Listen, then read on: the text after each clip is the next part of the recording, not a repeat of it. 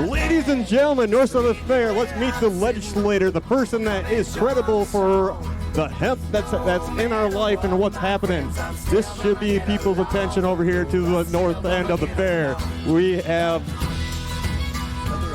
Heather Edelson and Jim here to discuss all about this. Come and learn about this legislation and where it went. Thank you. Here you go, Heather. And thanks for your work, by the way. You bet. Heather, thank you for coming. First, you have been very involved in hemp legislation. We appreciate that. This is the co-op, the Minnesota Hemp Growers Co-op booth.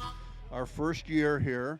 Over there, we're not selling product. The fair will not let us sell CBD product, but the legislation you passed will be a forerunner for next year. We hope to be selling the legal gummies and the like that you've dealt with. So why don't you just tell us, and this is being taped and going live streamed, so, and we have pictures here. So why don't you tell us a little bit about yourself, your legislative career, where you're from, and how you got into politics, and a little bit about that. Then we'll get into hemp. All right, that sounds good. Well, it's good to see you, Jim. I'm Heather Edelson. I represent Edina at the Capitol. I've been at the Capitol for 4 years, and I'm getting a lot of Edelson edibles, lots of gummy lady, weed lady. So I think I'm really excited about the law we just passed. So happy to be here with hemp growers. So I got involved with politics, just how I grew up. My mom was active in politics. And as my kids became older, we were living in Edina. I was really involved with lots of different organizations and just decided to run. And so been here for 4 years. I've worked a lot on medical cannabis. Which was the first issue that I start working with. I'm a cancer survivor, and I realized that medical cannabis was so expensive. And so really start trying to figure out how we could make it more affordable for Minnesotans. And I really do see that cannabis has medicinal qualities. And so it's something I care about, but I also work a lot on public safety, other health issues, and education.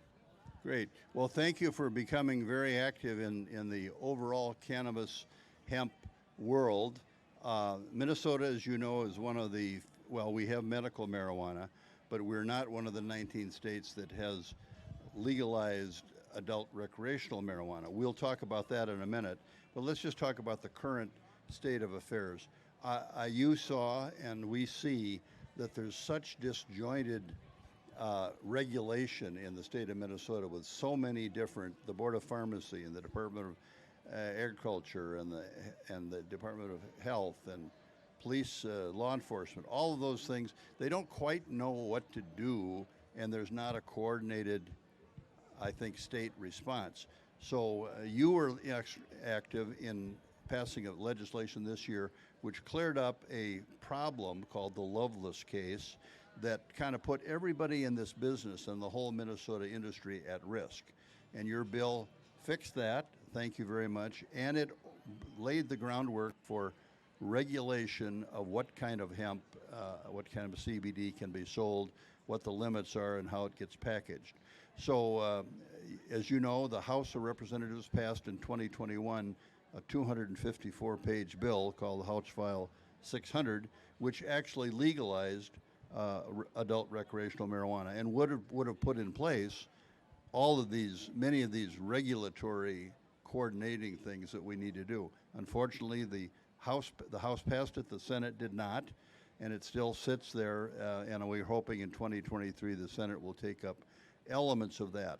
But in the meantime, you went to work to solve the immediate problem of the Loveless case and to start the regulation and the dictation of what can be sold in Minnesota. Why don't you just talk a little bit about your bill and the process that it went through and what might happen next and some of the interesting side stories that came out of that. Yeah, this bill was really an interesting one, and I think, of course, did we do that? Did we pass this? But the Loveless case was a big one. It was essentially if people had any, that was a court case, Minnesota Supreme Court case, that if anybody had any CBD or cannabis or anything, any trace amounts that have cannabis in it or THC in it, which, as we know, a lot of CBD it can have trace amounts, right? And they would have a felony. And so we had a huge issue on our hands that we went to go and solve, and we had to reschedule THC in general and put it into a Schedule 2 so that we wouldn't have that problem, but we codified that in the legislation that we passed. And then we also went to address the 2018 Farm Bill. When they addressed the Farm Bill and the Hemp Bill, which everybody here, I imagine, is strongly was in support of, there was not a lot of clarification on what that exactly meant. People were really confused. They thought we legalized Delta 9 in this bill, but this bill it essentially codifies and clarifies. But Delta 9 came out of the 2018 Farm Bill, right? It was not something we snuck in there. And Delta 8 was really something that nobody, I mean, and there's going to be a lot of different versions, right? Delta 8, Delta 10, who knows? I mean, we have a very creative industry. So we were trying to deal with some of this, but also put limitations because some of the potencies were too high. People were taking them and getting sick, and they had not done any sort of hemp or cannabis products before. So it was a consumer protection issue, but it also legitimizes as an industry that really we need to make things affordable. People want this product. This is probably one of the most popular pieces of legislation that has passed this year. I think we have a lot of money sitting in an account at the Capitol. I think people would like us to distribute as well. Absolutely. Many people come up to this booth and say, can I buy it? And the State Fair has a policy this year because it's so new and so unclear. You cleared up a lot, but we have more work to do on the regulatory side. I fully suspect that the State Fair will be able to accommodate the demand because everybody that comes here wants to buy something. They want to buy some CBD. I think they have some tents outside, is what I've heard. And they have some tents outside. We have to say, I'm sorry, but you can go outside, right over in that corner. There's a number of tents that sell that product, but we'd like to do it here. Well, let's talk about the future. The 2023 session we'll have this in front of it again. Clearly, the House will bring back, and you'll be involved in some new form of legislation, whether it goes back to 600 or whether it takes baby steps for regulation. What do you see in the 2023 session in terms of the landscape for this industry? Well, I am much more, I understand that policy works as baby steps in Minnesota, and if we want to get bipartisan, depending on what the makeup of the legislature looks like with this next November election, which go out and vote, by the way, everybody here, and tell your friends to vote. If cannabis is your thing, make sure that they're pro-cannabis folks, and those are mostly Democrats, I'm just going to say, go Democrats. With that, I'm working on the fix to maybe do a little bit more guardrails on this, but expand it if we can. I think some of my other colleagues will be taking over House File 600. I'm much more. I understand that at the Capitol, in order, especially with the divided legislature, incremental change is how we do it. And listen, this is a really good step. Of course, we need to expand it. I do think instead of the Board of Pharmacy, we're going to need like a cannabis board. And, I think this will be a good year to look back and say, hey, you know what? Minnesota did okay. And we can do this, and let's do more. Exactly, and thank you for your part in that. Let's talk about the future then. The Holy Grail is passing recreational hemp, and that would go all these issues as long as it's regulated correctly, and that's what we need. A new cannabis board will go away, and then the Minnesota industry, the Minnesota growers, Minnesota processors, Minnesota retailers, Minnesota consumers can enjoy that. So we're a sister group of the coalition, of the co-op here is the Minnesota is Ready Coalition.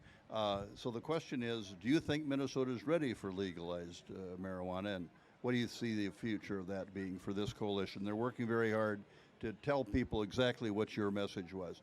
You vote for, since we don't have referendum, we have to vote for legislators who support legalization. Is Minnesota ready?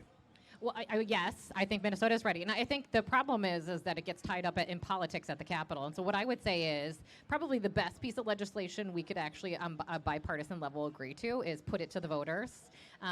Put it to the voters. Let's stop making it a partisan issue. Let's ask Minnesotans what they want and put it on a ballot. And that's really what I think the next step should be, versus having this big legislation that we try to fight over as bureaucrats. I mean, it's obnoxious. Every single year since I've been at the Capitol, I'm somebody that's bipartisan that wants to get it done. Just put it to the voters. Well, that's exactly correct. Although we do hold out the hope that the 2023 legislature would be cannabis and legalization friendly. It's a long shot, but that's what we would try. Well, Heather, thank you for coming by. We know you've got a busy schedule. Good luck in your election. And thank you for your appearance here, and thank you for your good work on behalf of all of the people here. Yay, thank you guys.